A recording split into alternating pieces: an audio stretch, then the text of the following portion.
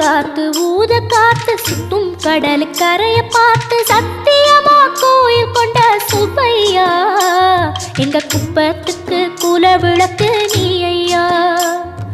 வாட காத்து வீச பார்த்து அலையை எதிர்த்து வலைய போட்டு மீன் பிடிக்கும் தொழில் நடக்குது முத்தையா. கரை மீண்டு வர காவல் உந்தன் வேலையா. திருச்செந்தூர் ஆண்டவனே வேல் முருகா தினம் உனக்கு நன்றி சொல்வோம் மால் மருகா. திருவடியில் தவம் இருப்போம் திருமுருகா. தீப்பெழுது நலமெனவே வடிவழகா.